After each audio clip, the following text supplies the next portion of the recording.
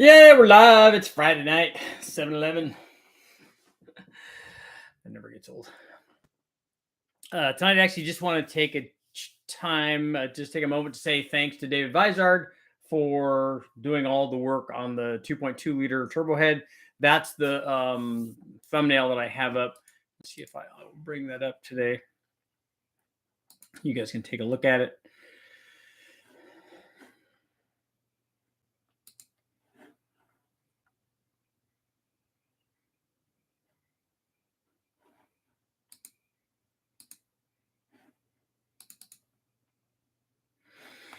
Yeah, so this is the thumbnail.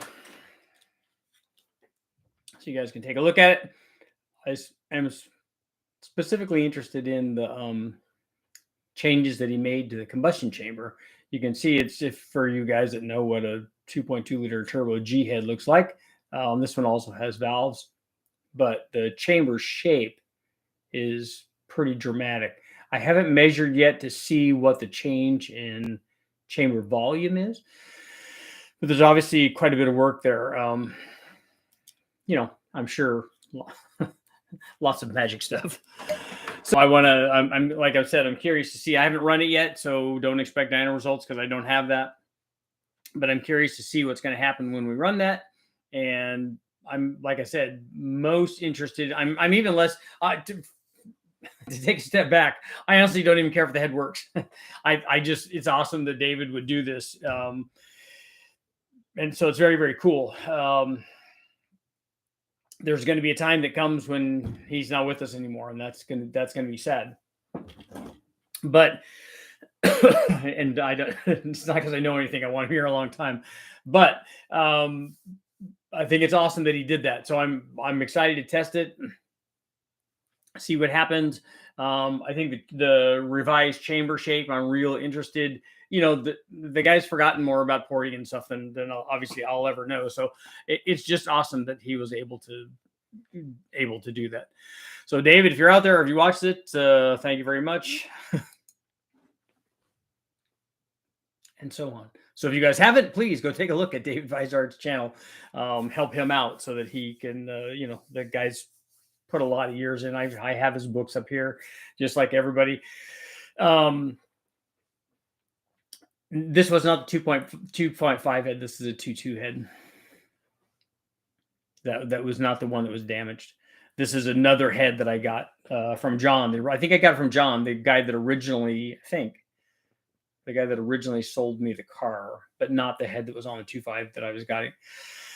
It is, I'm sure I like watching the result of stuff, of what happens when people know what they're doing and they see things differently than other people do. People see, when I go walk out in a field, I see snakes. I see the areas where snakes are. Lots of people don't see that. I have that. And other people, like David, when he's looking at this head, he looks at the head and goes, oh yeah, I know exactly what, I know what I know what it looks like now, and I know what it's going to look like when it's right. And I just need to get now from there to when it's right. And then not only does he know what it's going to look like, but he knows what to do to make it look like that. And that's impressive. It's like somebody that can look at a violin and, or a cello or somebody that can serve tennis 140 miles an hour, whatever their deal is that they're really, really good at. I salute that. And I think that's awesome. And so, like I said, if you guys haven't, go take a look at David's stuff. I'm excited about going down and doing more 2.2 turbo testing. I'm thinking that, in looking at all of the stuff that we've been doing and talking about on the Omni and stuff, because I've been talking to Ben over at the Car Farm and Brian, and the more I look at it, like today, I was looking at my focus book and going back and looking at the dyno results to see what it took to get to 200 at the tire. Because, all these cars need to be 200 at the tire. Although the Focus is probably, I don't know, 600 or 700 pounds heavier than the Omni is. So relative fun will be important. But, having 130 at the tire is not nearly as much fun as 200. So I was just going through my mental note of the things that it would take other than just more boost to get it there, because it's is on a boosted application, on turbo deal, it's very easy just to turn the boost up. But as we turn up the boost, we also turn up the problems, and I don't like that. So I like everything to be as efficient as it can. So I was just kind of going through my mental checklist of an engine that I would like to build, because we were talking earlier on the early show, the early live feed. We're taking a look at the timing curves. So I was looking at the things that I would do to change the timing curve to make the car more fun and drivable and get better mileage and do all that, because we like to look at every aspect of performance, and I'm that guy. So, and then I go down, and after I look at those kinds of things, I also try to itemize all the things that I would change, maybe not entirely, but even just a little bit, to have the thing be better. On a turbo thing, obviously a bigger exhaust. I don't want the thing to be a loud race car, but there are ways to make it bigger and have it flow more and make the turbo better. Maybe a better exhaust manifold, although packaging is going to be a little bit of a problem. Certainly a better than the Turbo 2 intake manifold is good, so that's probably good. I don't think a throttle body is going to do anything on a boosted application. I think it's sized already for what it needs to do. I think that the intake manifold that was on the 2.5, I think that's been ported or port matched. It looks like there's been some work done to it. That would lead me to, if you were driving around on something and wanted to make it better, a ported head, especially of the two of them, the swirl head definitely needs porting. More so than the G head does. The G head is, or the bathtub head, flows more. We already know that. I've already flow tested a few of them now, and the G head is definitely better. So I don't know that means that it makes more power, because we have a big change in chamber design. So I'd like to see that, but definitely at least mild porting work, not race porting, but mild port work on it, and then softening the chamber and polishing the piston tops would definitely be a good idea, just so that you can eliminate those kinds of hot spots. The cam would be a big thing, even though people, I constantly go on these the information sources for these 2.2 Dodges and stuff, and they're talking about camshafts and problems that they've had with them, and so people know camshafts are worth power on turbo motors. Yeah, all you need to do is look at the camshaft swaps and look at the gains that we get from a camshaft swap, like on an LS motor. I know one of them is a V8 and one of them is a 4-cylinder, but if you take the relative gain, it's a lot. So it's not unusual at all for especially if you do a big camshaft change from the truck camshaft. 60, 70, 80 horsepower was not unusual at all. And 130 or 40 or 50, even at the same boost level, is not unusual at all either. So the amount of power that you can get is a lot from a camshaft. And the same thing for this little 2.2 or 2.4. I think we'll see a pretty good size swing in the best stock cam compared, the wildest NA stock cam compared to the mildest turbo cam. I think we'll see a pretty sizable gain in power, but certainly from any kind of real performance cam, you will definitely see a change in power. And especially when you've teamed that with a ported head. I think that the stock intake, either a 1-piece or a 2-piece, is enough intake for that. If you're wanting to run lots of engine speed, obviously we do a shorter runner, and the 2-piece, by the way, lends itself very well to that. We can get some good stuff from that, I think. But more head flow, use the biggest of the stock cams, definitely a bigger exhaust. E85 would go a long way toward this. So the right injectors and pump and tune for that, all of that would be good. And I think that people would be surprised at how much better the combination would be, even run at the factory boost levels, and then run at 14 or 15 pounds or whatever. It's going to be even better. But I would feel better about running the higher boost level on the street if I had the other things. If I had better intercooling, if I had more octane and E85, and I had softened chambers and those kinds of things. And then the other thing that I like is if we have a better cam and stuff. And I the easy way would just be put a 2.5 short block under it. That would make things way better. But that's why I'm excited about it. I have my whole list of stuff that I want to get done, my whole list of testing and tuning and all that stuff that I want to do. So let's see what you guys got going on.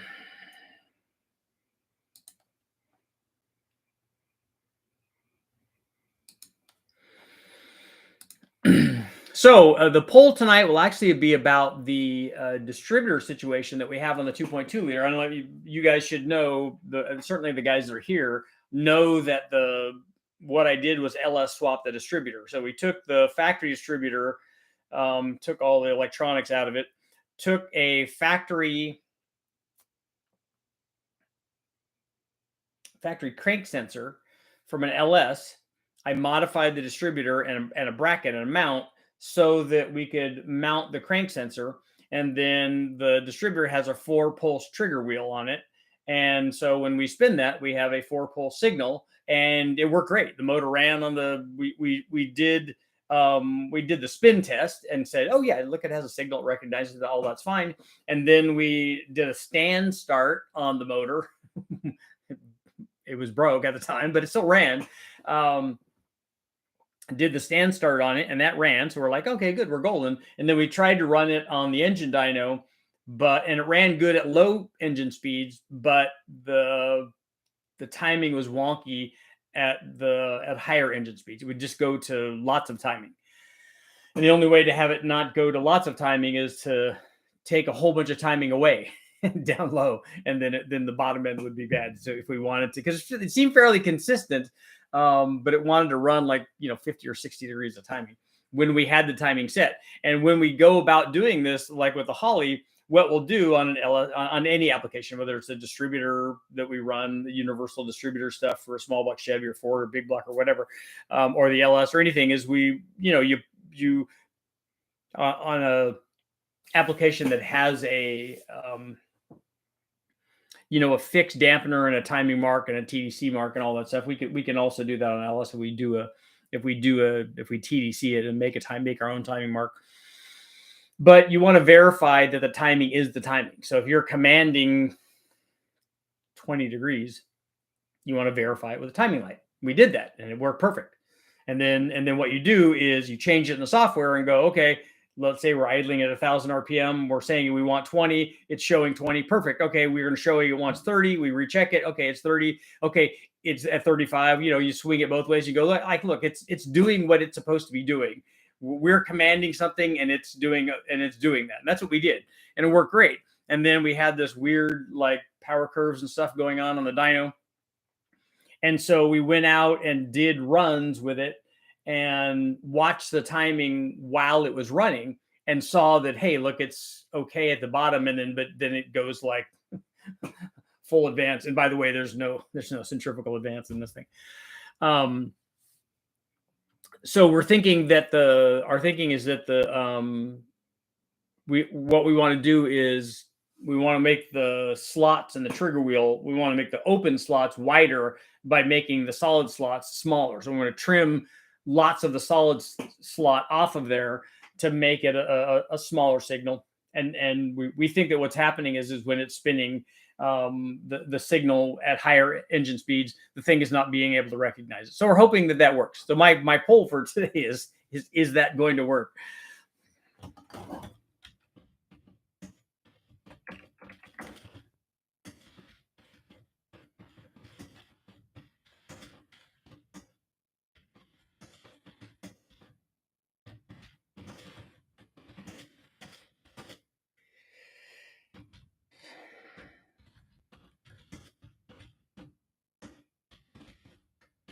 Okay, will trimming the distributor trigger wheel cure our signal problem on the LS swapped 2.2 distributor?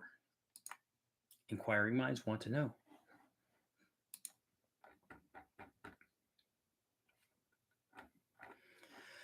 Okay.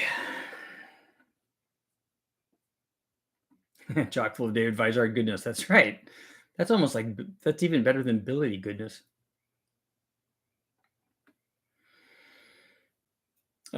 Craig, this might be a bit off topic.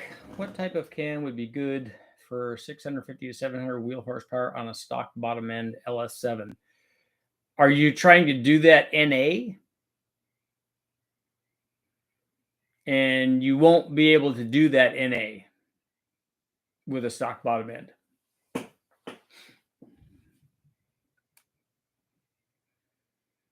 40 heads is a lot of work. That's right.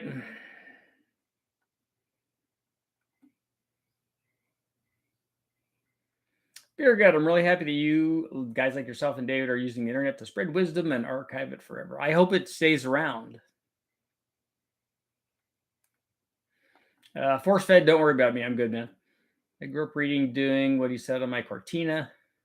I do like Cortinas.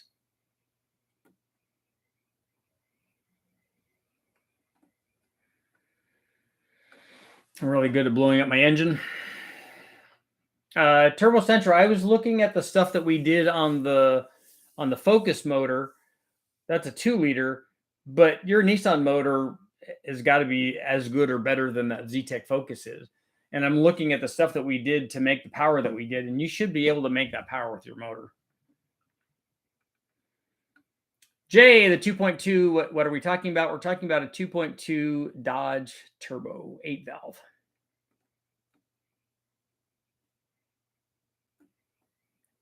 I had a head gasket blow between the middle cylinders on an LA360 with Speedmaster aluminum heads.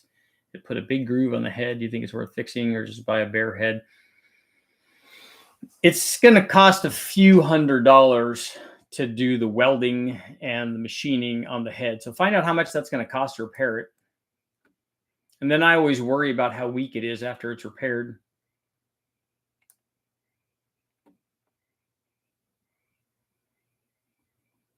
Roman, that's right.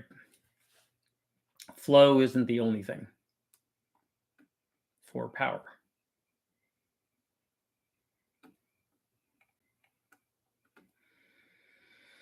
Jet hot coating the piston tops, chambers, and exhaust port. That's a test I'd like to see. That's what David is recommending. What was the best factory 2.2, 2.5 camshaft? I think it's the NA TBI cam or maybe the NA carbureted cam.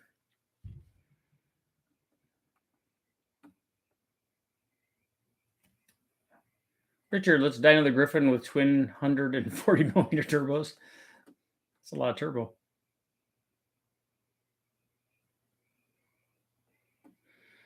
Surprised the gains you made when you did a cam swap in the LA360. The stock camshaft in that truck motor, those are really, really mild. If you look at what we get when we do the LS stuff, the stock cams and those small block Chevys, small block Fords are the same way.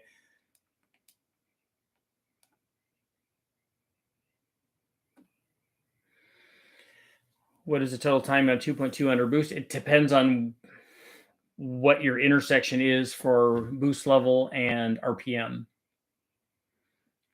At 7 pounds and at 5,000, it's 22 degrees.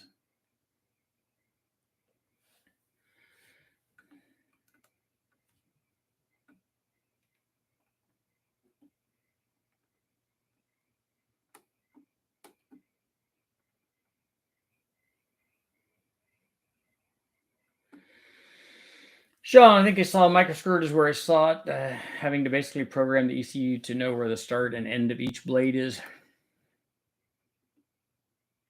Well, this thing is used to seeing the, I don't remember if we got a 24X or a 52X. This one is used to seeing teeth that are a lot closer together, but that are also a lot thinner. So that's what we're thinking. We want this to, that's why we want to make them thinner.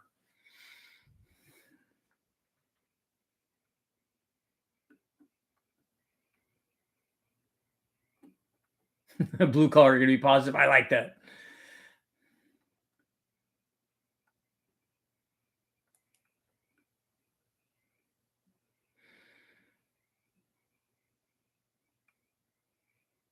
The big spring car shows at Daytona this weekend.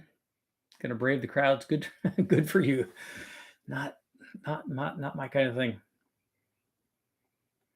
How about indexing a 24X? We could do that. That's our next thing. We would just put one on the damper.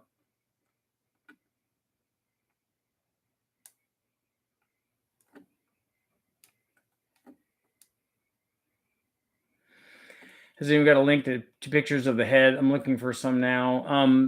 I just showed you the head. Were you not here earlier? So here's the photo I have of the head. That's the combustion chamber. Fancy combustion chamber valves. Look very closely at the edge of the valves. Ooh. Ooh, ah. Fancy stuff indeed. Indeed.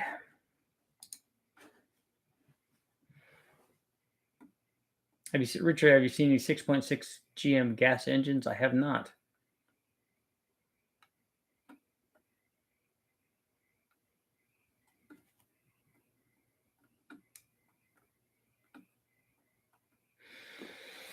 Andy, why is this the time to buy a car that you've been dreaming about for 10 years? So I should get my McLaren F1? What is your opinion on BMWs? I like BMWs. I've owned several BMWs. Mexico's in the house.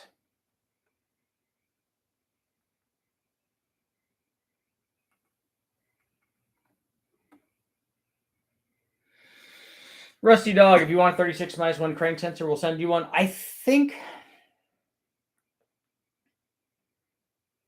thinking we have some MSD ones for the V8s at the shop.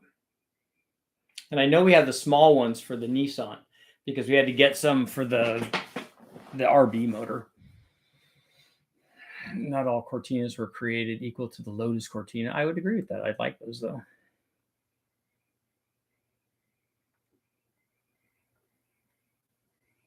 Make sure everything's grounded.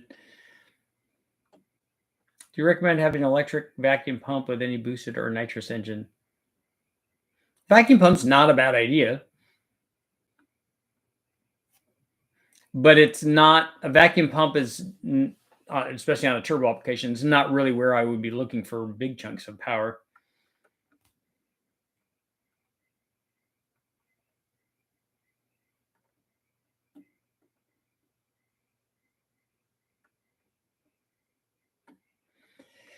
I've seen some claims. Stock bottom end LS is claiming that type of horsepower. NA locally was wondering what magic they're doing. They're making more than 700 at the tire with a stock bottom end. I think you can with boost if that's what you're talking about, but not NA. I've never seen anything like that. MSD does not make a distributor for the 2.2, but I'm not opposed to modifying. They make a Honda one, and they also make a 4-cylinder Volkswagen. They might make some other ones. I'm not opposed to doing some machining and putting a different one in there.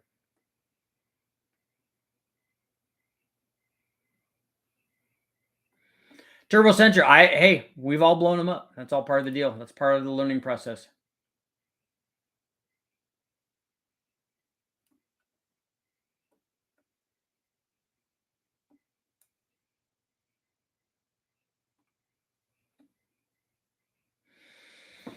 What do you think will actually be the stock 2.2 dyno numbers, NA, and stock boost level?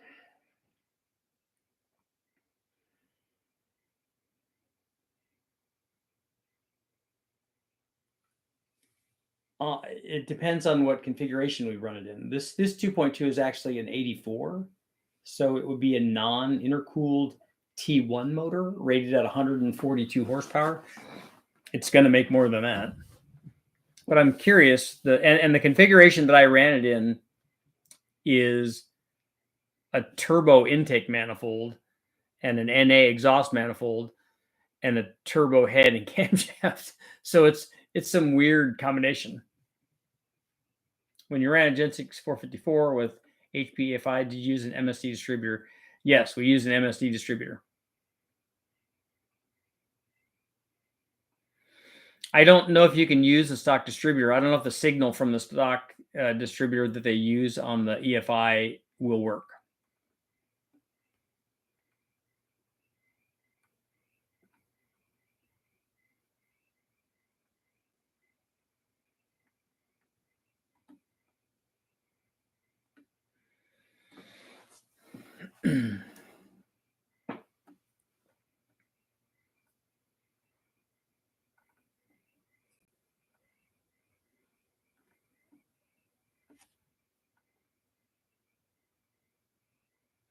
Oh, and it's a daily horoscope. Okay.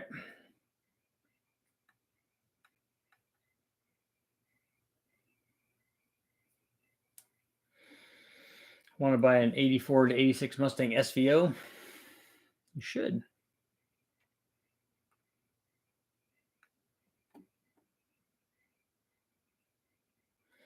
Yeah, thinking, man, I was thinking about the VW distributor. I mean, even if we just have to make a sleeve or a drive assembly for it, shouldn't be too hard.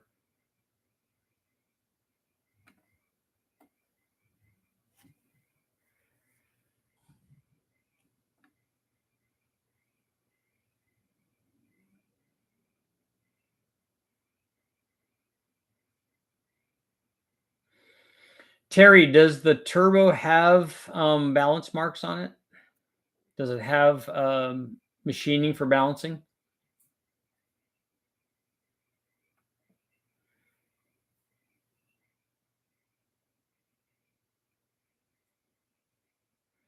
An 89 Shelby that has 60,000 miles. Ford performance computer and a full 3-inch exhaust, a little better filter. All that stuff will help a lot. I was looking at the stock tune and then the Mopar performance computer and then the Super 60 computer and looking at the different timing curves on those. And also notice that I think on the Super 60, let's see here. Yeah, the Super 60 computer is different in that it doesn't have nearly as many vacuum tables, but it does go to 29 psi. And it has from, to give you an idea, from 17 psi or from 16 or 17 psi all the way up to 29. From 3,000 out to 8,000, it's just all 20 degrees. I don't think it should be like that. Richard, I saw your video on the L3 springs to comp springs to BTR dual platinum. It makes sense that there's a loss on stock cam with a little, there is some change in power from the springs.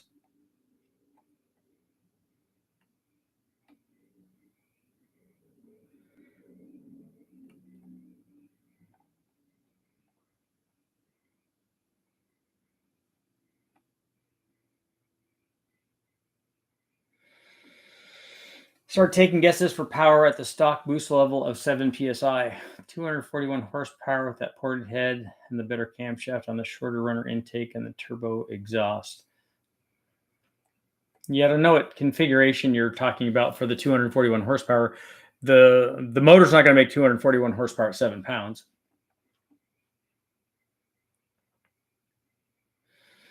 Roman, thanks for watching and for your son too. Yes, please hit the like button.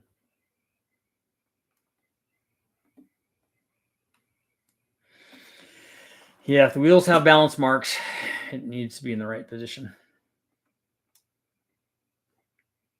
Luke trying to make the EFI Mark IV 452 with a Gen 6 intake, run it with a universal harness, long runner intake, the stock Gen 6. Yeah, that intake manifold will work well. You might be able to run a regulator or a regular HEI that, as long as you can lock it so that it doesn't have centrifugal advance. And I have not tried to use the factory distributor, but I think it has. I don't know what the signal is. I don't even remember what the harness looks like coming out of the stock distributor.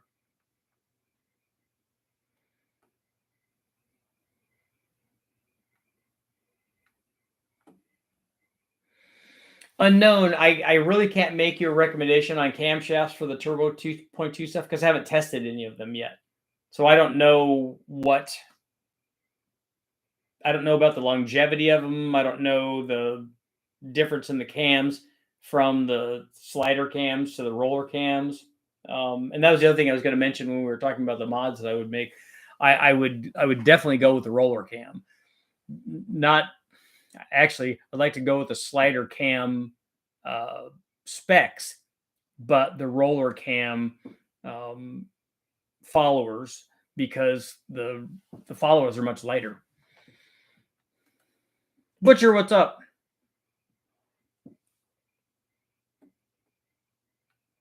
I hope we go live on the Engine Dyno sometime. I know we need to, right?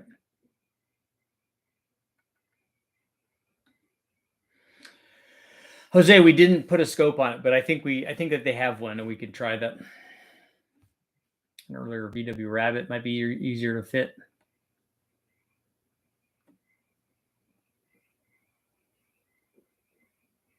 Forward Performance sells computers with is that preset tables?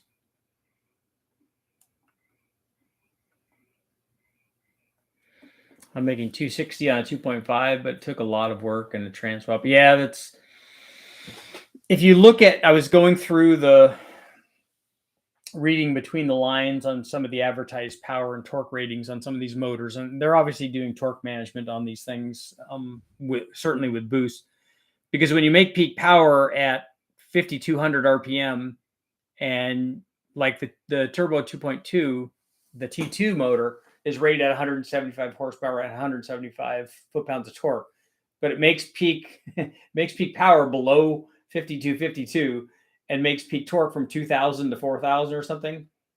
Yeah, that's boost manipulation.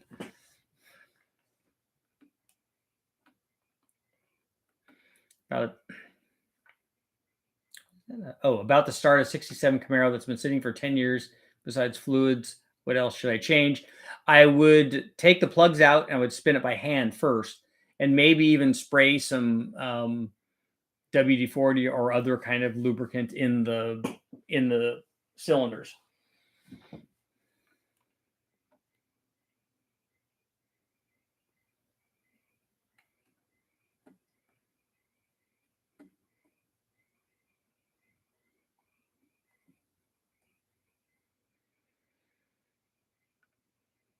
Why not put the IRAC RT motor in the GLH? I don't want a T3 motor in there. I want an 8-valve. I want a completely stock T2 8-valve swap engine so that I can go through a ref station in California as a swap motor.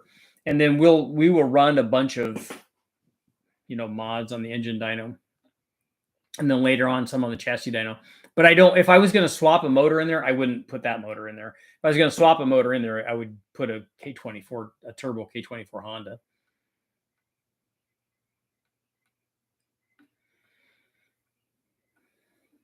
Richard, do you have tuner recommendations in the Metro Detroit area? I don't. ATF is a good ring release. ATF is also a good apex seal release on rotary engines. You need to run a BMF intake so it can breathe on top end and run a 655 head. I don't know if I've seen the BMF intake manifold. But any short runner intake manifold will allow it to run more engine speed.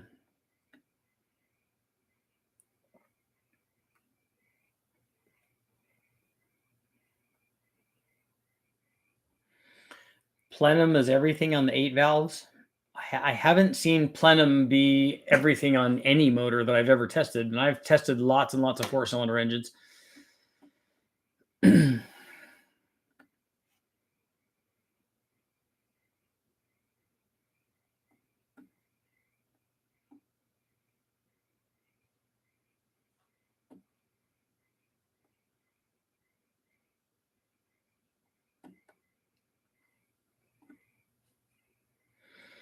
Yeah, if you're trying to get that motor started, the first thing you want to make sure is, does it even spin? I mean, if it's like the Dodge that I had was just, or no, one of the LS motors. I can't remember. It was the Dodge or the LS motor. One of them that was just full of rust because one cylinder was open, so it didn't want to spin. The ring was locked up to the, all locked up on all the rust. So we had to take it apart, but if you just try to crank it with the distributor, you're probably going to break something. The way that this was, all we had to do was hone it and then put it back together.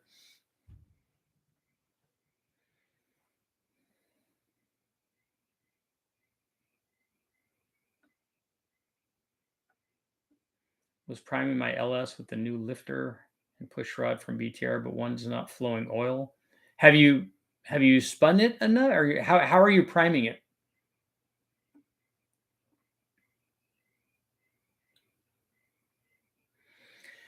My modified T1 GLH turbo did mid 13s, 105 20 years ago.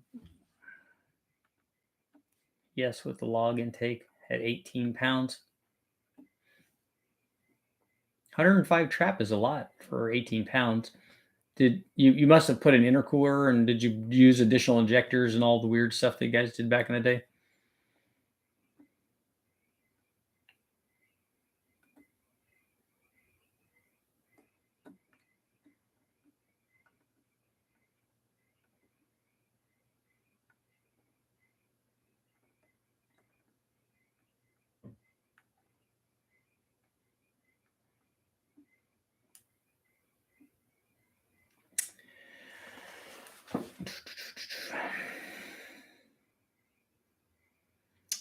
I've seen you talk a lot about aftermarket LS cylinder heads. Have you, but never seen you test Frankenstein heads as a reason why. The Frankenstein heads came out after I did all the big cylinder head tests, and I don't have a motor that would take advantage of what the Frankenstein heads. I think the ones that you're talking about, if I don't have anything that could take advantage of what they have to offer, and I saw that really on a lot of the ported, certainly the ported LS7 heads, but even the ported LS3 heads.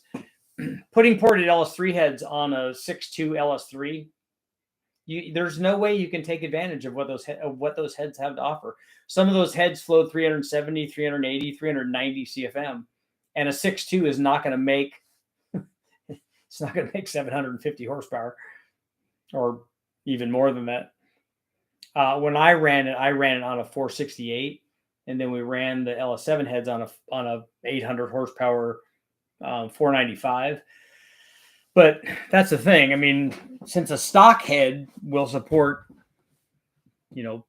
between 600 and 650 horsepower, you need a lot of motor for that. I'm using a tank that used to spray grass and pushing 20 psi through the oil port on the driver's side. The problem is that the 20 psi that you're pushing, I don't know that you're getting everything up to the top. If you're doing it through the port on the driver's side, is it just blowing back out the pump? Intercooler, injectors, and computer work, yeah.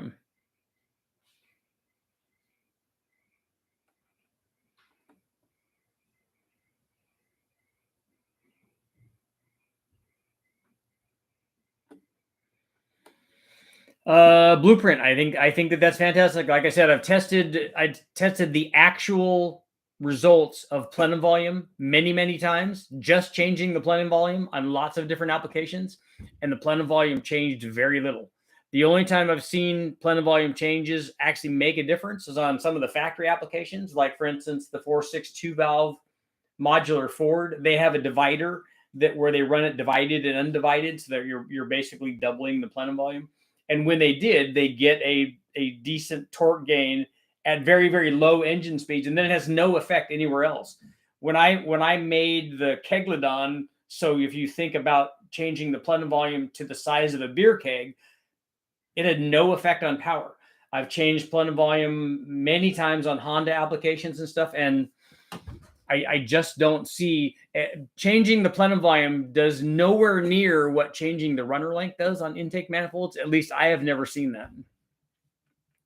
And like I said, I've tested it not just once, many times.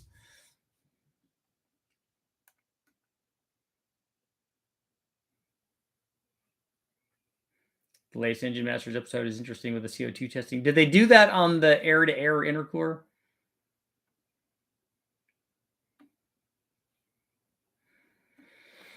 Andy, I'm hoping that Richard will test when plenums get too small. Take a look at a Honda D series plenum.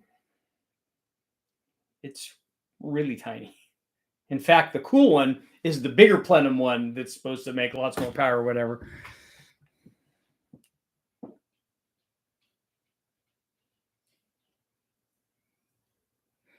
You need the stacked air of the plenum to make up for the lack of flow. So you're thinking that the plenum acts as a reservoir. So here's my suggestion. If you think that the plenum acts as a reservoir to supply air, you need to do the calculations on the flow rate versus how much air is in the plenum.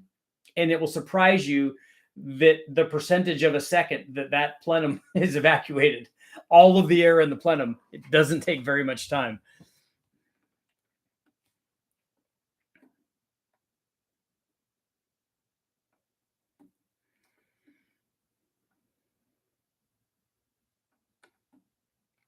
Thinking man, that's right. ITBs do have a planetoid plenum. I was talking to somebody about this on the this plenum volume thing on a BMW V8 application that they had, and they're like, "Yeah, we want to put a spacer in between the lid and the edge of the plenum so that we can have more plenum volume, so we can have more air reserve." And I'm like, "Okay, I understand what you're saying." I said, "But here's what I want you to do." I told them what I just said before. I said, "I want you to do the calculations. You know how to do it. Measure the dimension of the plenum and figure out how many cubic inches are in there. And then at wide open throttle, you know what the power output of your motor is. So you know what the cubic feet per minute is." I said, figure out in how many seconds it takes to evacuate that, or percentage of a second that it takes to evacuate all the cubic inches of air that are the cubic feet of air that are in your plenum.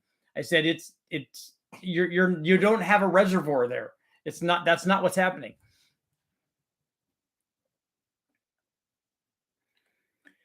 The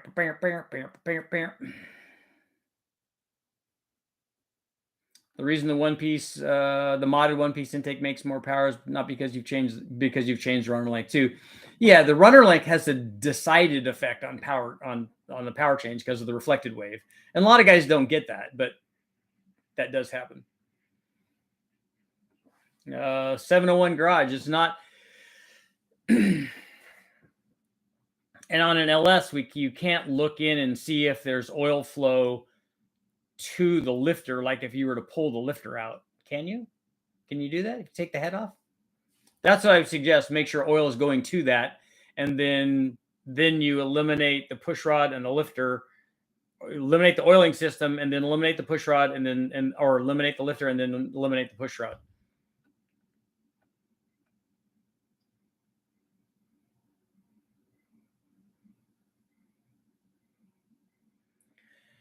Pressure differential test. Okay. Like I said, I'm pretty familiar with what intake manifolds do.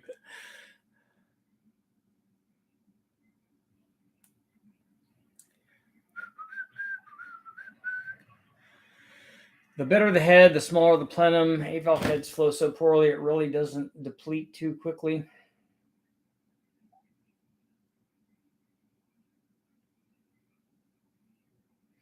Nobody makes the BMF intake anymore. Was that some sort of casting that somebody did?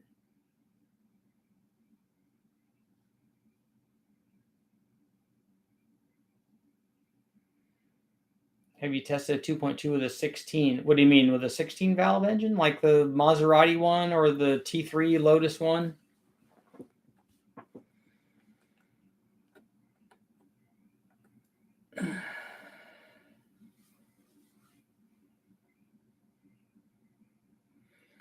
You ever tested one of those dual plenum manifolds? It's supposed to make the inlet flow perfectly even cylinder to cylinder. I don't. You'd have to show me which one you're talking about. I made one of those for a Honda. I made a dual plenum intake for the Honda, and it wasn't as good as the factory Honda intake. But I noticed about more significant plenum when I changed to a two-piece intake only on my 2.2 GLH from the log. The engine felt bigger, more power at lower engine speed. Well, what you're describing is the fact that you went from 2 inches of runner length on the log manifold to actually having runner length, and it had nothing to do with the plenum volume. It had everything to do with the runners. The log intake manifold is terrible. I don't even need to run any dyno tests to tell you that. Turbo engine, you have turbo central, you have a 2-liter plenum on your 2-liter engine. Some guys like to match it. Some guys like to have a percentage of the volume, all of this.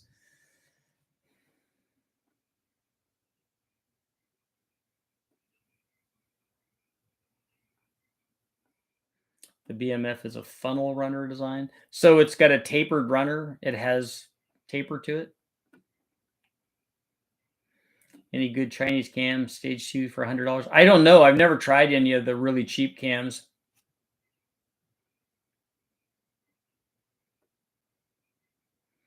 BMF was a crowd. I'm gonna have to take a look and see what that is. Maybe a Super Richie will work for that.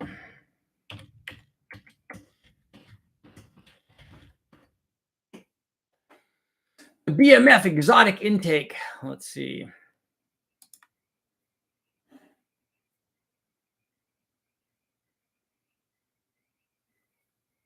Oh, okay. So I see what they've done there. It's the ultimate intake manifold, the 2.2, 2.5. Funnel from round runners to the port shape of the head. CAD designed radius and of plenum to the runners with radius tangent to angled runner. Runner opening in plenum is an enormous 3 square inches. So you have 75 millimeter openings.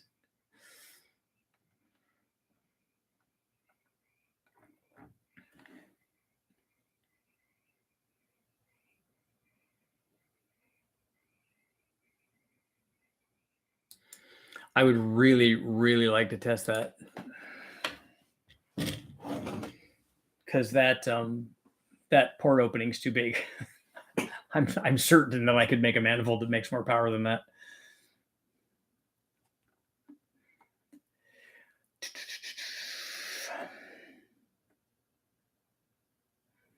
Vizard said something about electromagnetic supercharging.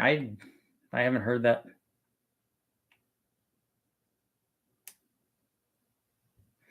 By the way, I was a driving instructor for a marketing that Dodge hired back when the Shelby GLH came out. We were supposed to tell everyone, are these cars really hot?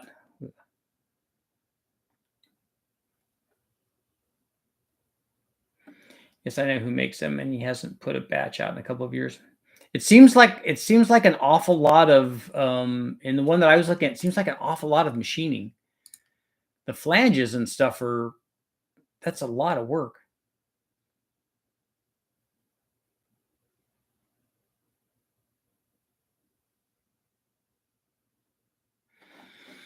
I would be interested to test it.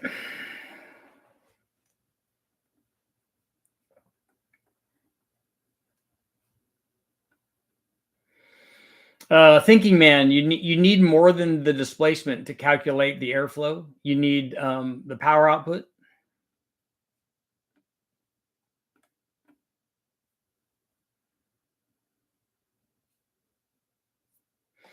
See the power output to, I mean, if you had an air hat on something, you actually could see what the airflow is.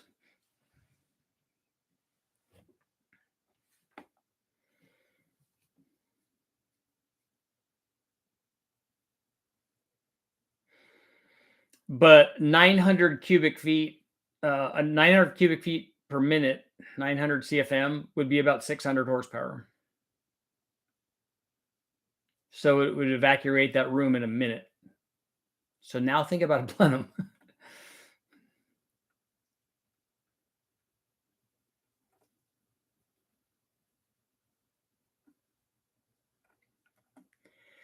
Please make a Super Richie intake for either one of the Dodges. Mine is just a cut up 2-piece. I think I actually think a 2-piece with a plenum on it is going to do fairly well because it's going to be shorter runner. What I want to do is make an adjustable one so I can show people what the range is, because we want to try a really long one too, not just a short one. We know what a short one's going to do. Super Richie intake manifold.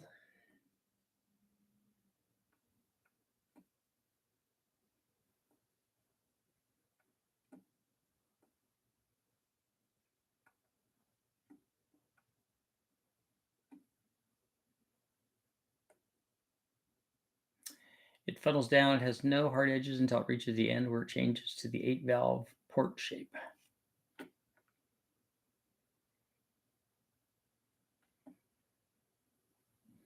Are all the LS valve stem diameters 8 millimeters? I'm pretty sure they are.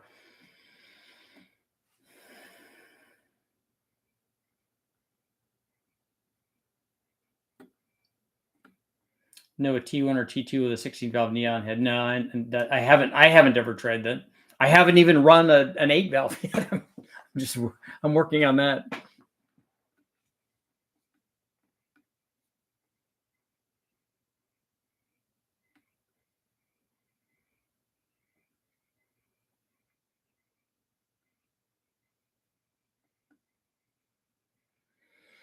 Burns, yeah. If you have a dual plenum, the way that they're joined, not just the size of how you join them, but also where in the plenum you join them, has an effect. A lot of OEMs have taken advantage of that.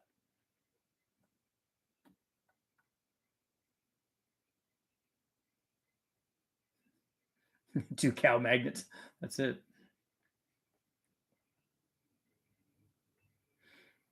Lots of V8s have dual plenum stuff. The exhaust manifold needs to be modified as well. Have a forward performance one and works much better. I think that's what's on the I think that was on the 2.5. It has a turbo upgrade and it has the exhaust upgrade. It has their casting, it's a cast exhaust manifold, but it's something that somebody, forward motion or forward performance or whatever, had machine or had cast because their name is on it. I've not done a 22R Toyota on boost or NA on the engine dyno.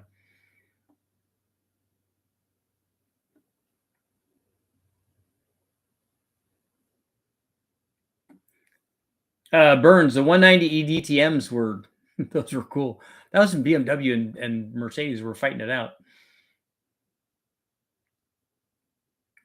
I forgot to mention the 655 has a larger combustion chamber, so it gets the biggest valves by far. Cool.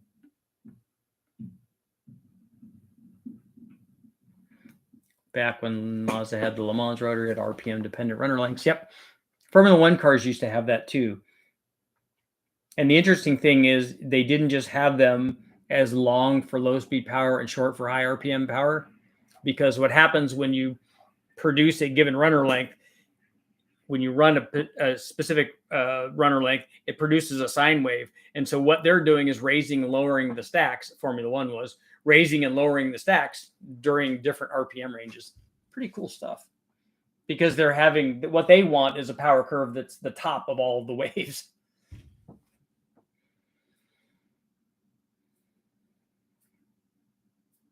Shadow, you're doing your research on your dual springs.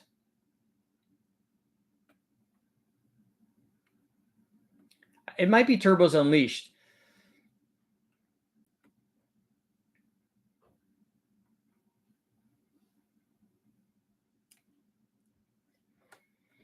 That's an interesting spelling on erythromycin.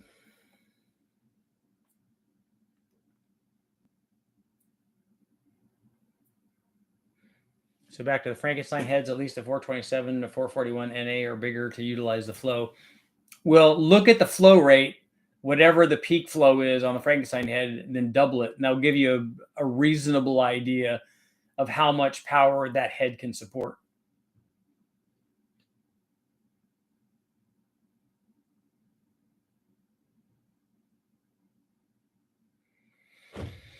Can you explain why diesel turbo motors have valve sizes either equal sizes or 90% of the intake? I cannot. I don't think it matters at the RPM range that they're at.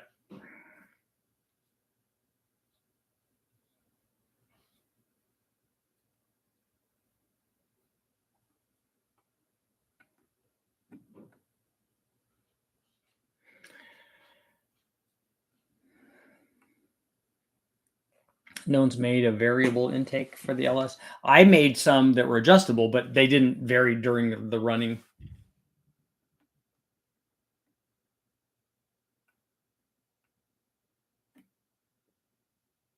You need to get a GM engine with a quadrajet on the dyno and test the air cleaner. I do.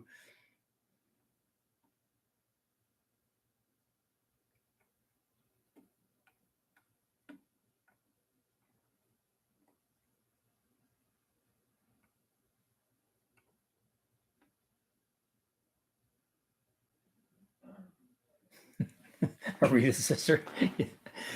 Or erythromycin. Yeah, Todd, the Vizard head's nice.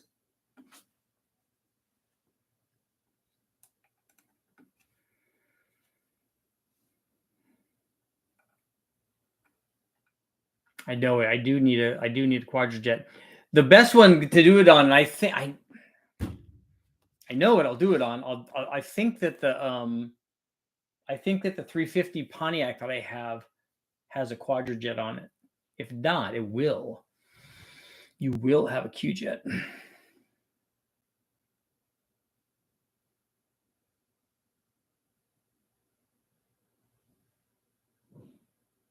That was Sir Brother. That's right. 2 more minutes. We're going to close out our poll at 58% are thinking, yes, you can. And then 42% are saying, Richard, you don't have the slightest idea what you're doing.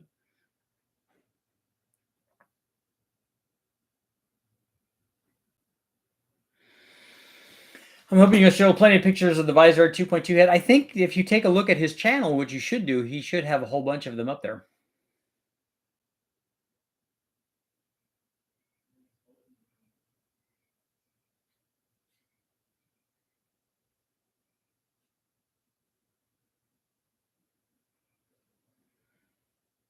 The BMW E31 that were, yeah, they were cool.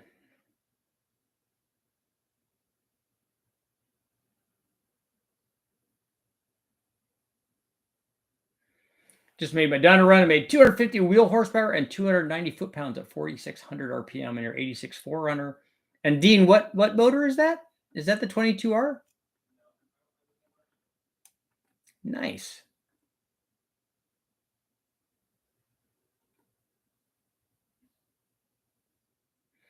Have you ever looked at Donovan's Garage? Where is that? Is that a YouTube channel?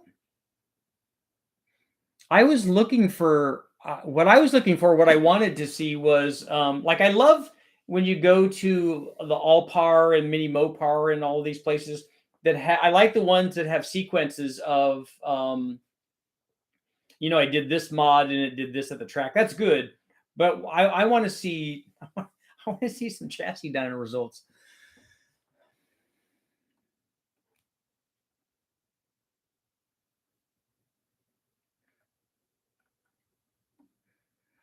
Oh, well, I'm gonna have a good tomorrow night. I'm gonna have a good poll. So we need 100% on this poll. I'm write it down so I don't forget.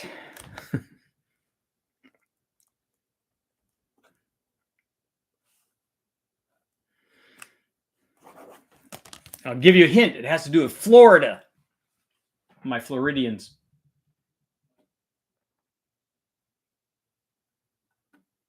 You need to design an adjustable carb spacer. Sliding runners would be cool. But even just 2 sets of runners is cool. But sliding runners, trumpeting runners would be awesome. I really need to do that. I think I can. I'm the little engine that could.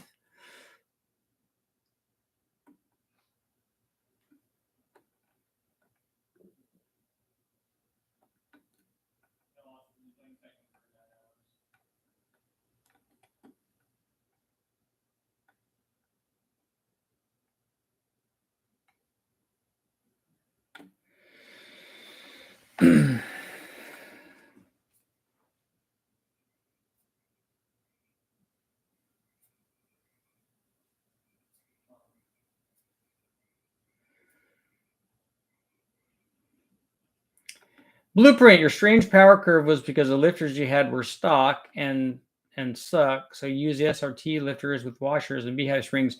So you think that the stock lifters, what do you think the stock lifters did? Why did they gain power at the top of the rev range? Why would the lifters create that?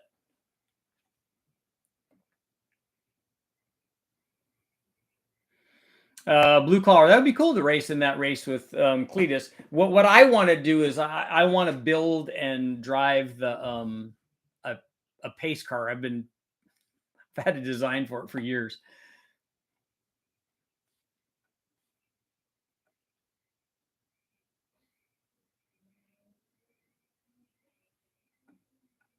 Found his garage did tons of testing and tuning all the way down to balance shafts. I'll have to check that out.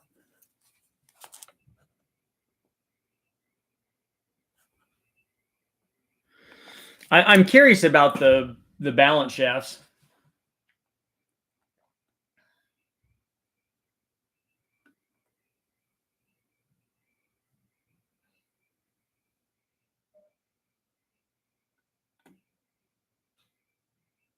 Two BMW M50 heads on a 5.7 BMW V12.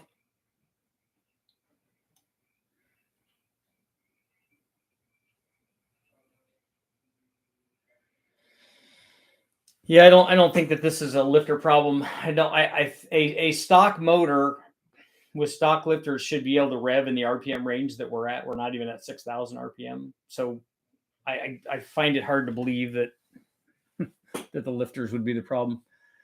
Rocker arms fell off and rev past 6,000. I believe you weren't retaining power until one point in the RPM. Yeah, I don't really understand how you're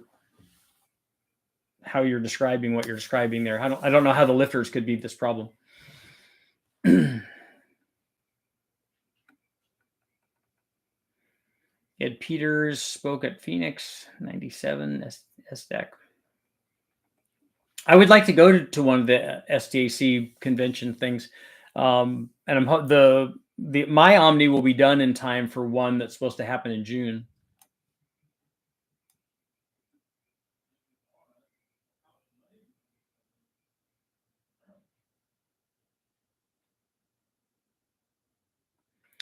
Motor's not in the car for the dyno testing on the balance shafts.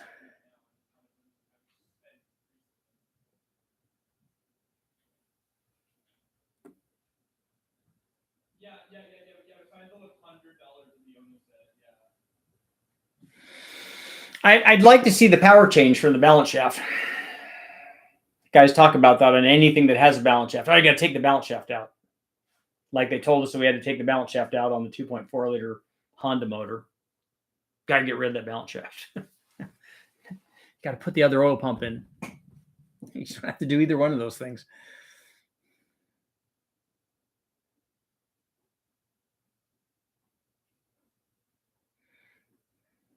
Balance shaft delete supposed to be worth 15 horsepower. On what motor is it worth 15 horsepower? On which one were you guys talking about? I'm certainly not the 2.2 or the 2.5, right?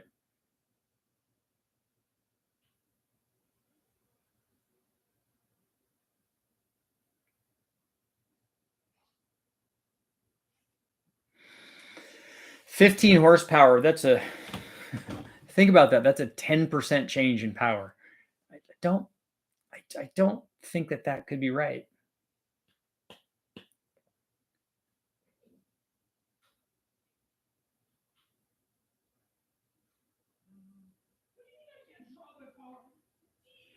That was Ed Peters' claim. I'd like to see it. I mean, if guys have actually done real testing with it, I want to see all that data.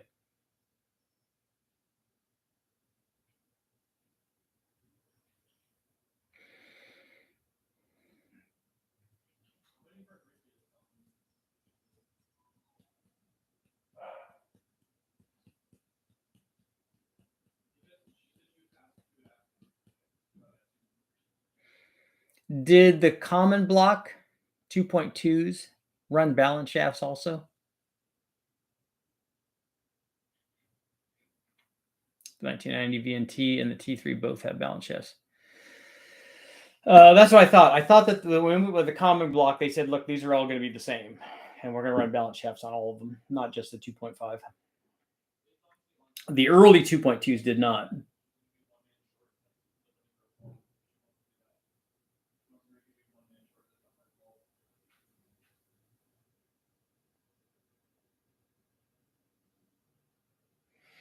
Doesn't even know if the PT lifters gain any power. I don't know how the lifters can gain power unless you have lifter, collapse. Do they bleed down at RPM or something?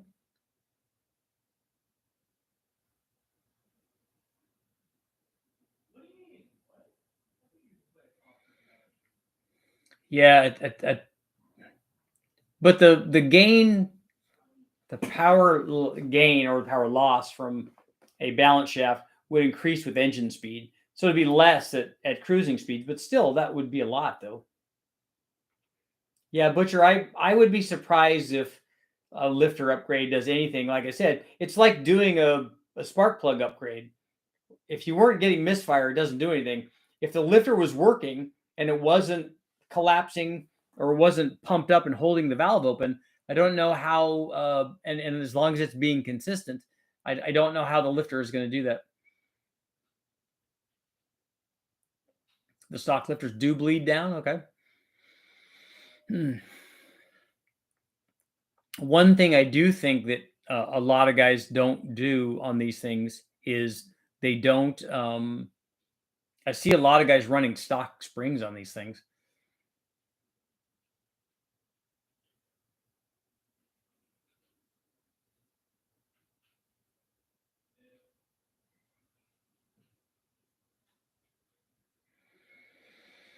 My CSX rockers always fell off of my Shelby Charger and CSX, but it doesn't make sense that you had a gain and higher PM should have gotten worse. That's what I would think too. I think if there's a problem, we lose power because we've seen that with valve float and other things where it drops off, and that's what I would expect. I don't. That's why, like I said, I've been dyno testing a long time, seen lots of stuff, but I hadn't seen this, and that's why I don't know what's going on unless the rest of the curve is down and should be up, and that's the actual curve. The rise part, which I'm just using common sense there. I'm not using the fact that I think something is happening. This thing is actually before that. When I made the runs and didn't get to the point where it was doing that, it actually made the power that I expected. It made the power and the torque I expected. And then when I saw that, I'm like, now I know nothing. I don't know what's going on. I have aftermarket springs. Yeah, I want to put springs in these things. I think that they should.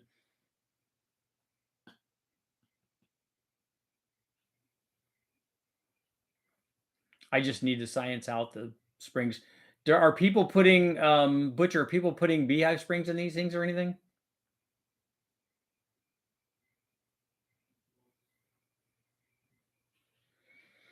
On the 2.2, the shaft driving the distributor and the oil pump can develop slop in the thrust clearance as well as wear on the distributor. But what we're seeing is not that. We're seeing a consistent change, and I have seen slop from gear drives on distributors and stuff. We see that on V8s all the time.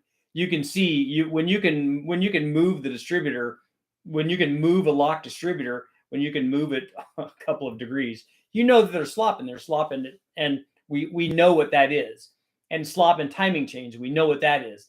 But this is not that. This is something else.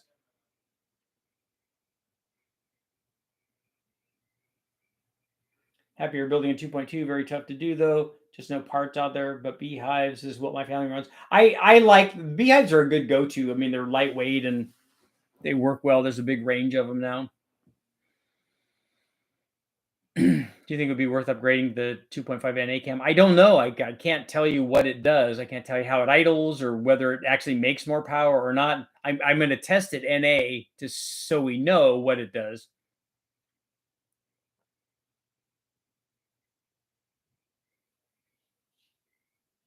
Seems I recall direct connections had adjustable solids. I think that they did, but I don't want to do that. Does shimming the oil pump cause any problems? Are you just shimming the spring on it?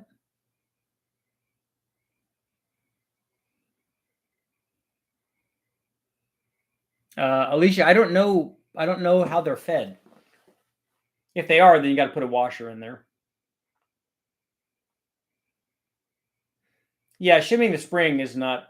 That's done all the time.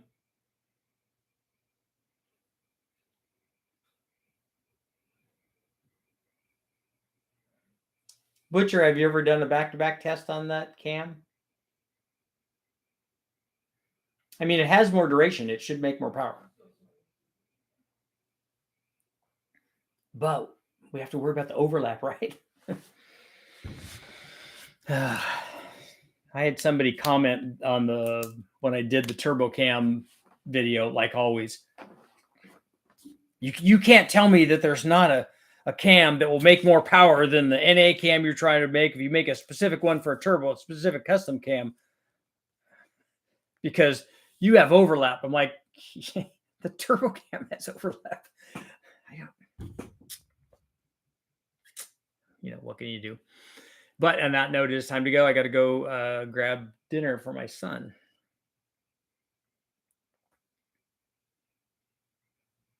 And on that note, it's time to go. We'll be back tomorrow, though. I'll be back in the morning. We'll see you guys all. You guys have a good night. Be safe.